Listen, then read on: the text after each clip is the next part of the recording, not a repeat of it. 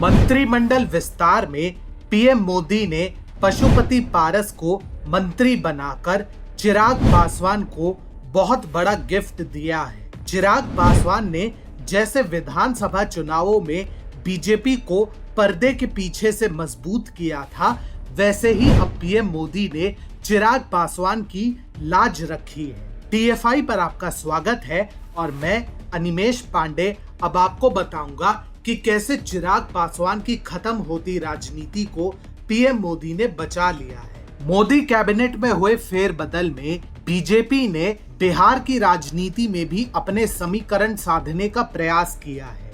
नीतीश कुमार ने कैबिनेट विस्तार को लोक जनशक्ति और चिराग पासवान को कमजोर करने का प्लेटफॉर्म बनाना चाहा था, लेकिन भाजपा ने उनके इरादों पर पानी फेर दिया।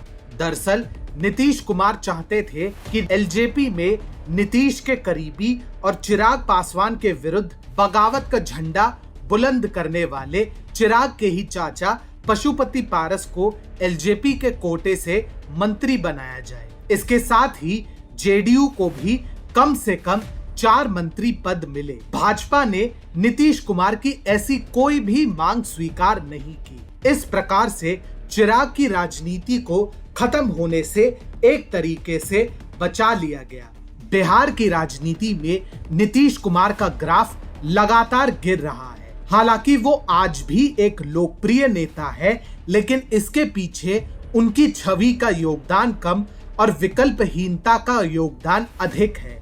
बिहार ने लंबे समय तक लालू का जंगल राज देखा, जिसके बाद नीतीश का राज आया और उन्हें काफी पसंद किया गया। धीरे धीरे नीतीश कुमार की सुशासन वाली छवि खत्म होती चली गई। भाजपा की कोशिश ऐसी है कि नीतीश की धीरे धीरे ऐसे ही छवि कमजोर होने दी जाए, जिससे जेडीयू का वोट बैंक शने शने भाजपा में शिफ्ट हो जाए। इसके लिए भाजपा ने विधानसभा चुनाव से पहले नीतीश के विरुद्ध मोर्चा खोलकर चिराग का साथ दिया था। हालांकि भाजपा ने इस साथ सीधे तौर पर नहीं बल्कि अप्रत्यक्ष तौर पर दिया था। भाजपा को आशा थी कि चिराग नीतीश को चुनावी नुकसान पहुंचाएंगे और चिराग ने यह काम बखूबी किया भी।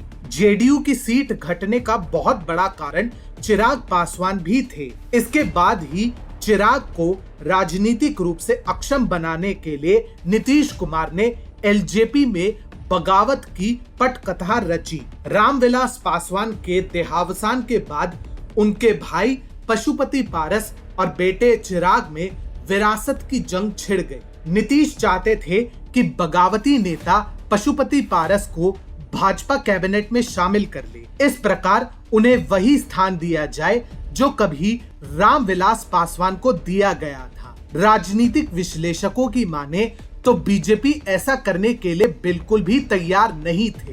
दरअसल बीजेपी अगर ऐसा करती तो चिराग पासवान को बहुत बड़ा राजनीतिक नुकसान होता, जो कि बीजेपी चाहती नहीं थी।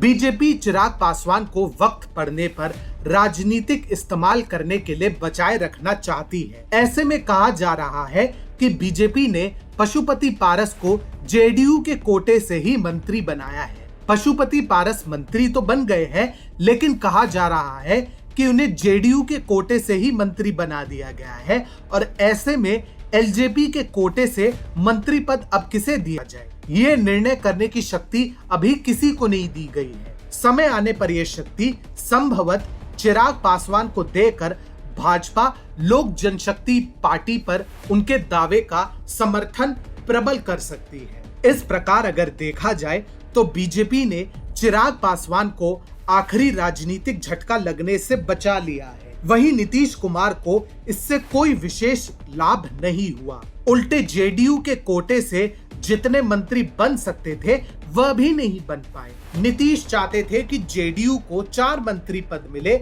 लेकिन वह भी नहीं हुआ। उल्टे एक हिस्सा पशुपति पारस को देकर जेडीयू ने अपनी ही शक्ति कम की है, जबकि चिराग को इससे कोई विशेष नुकसान नहीं हुआ।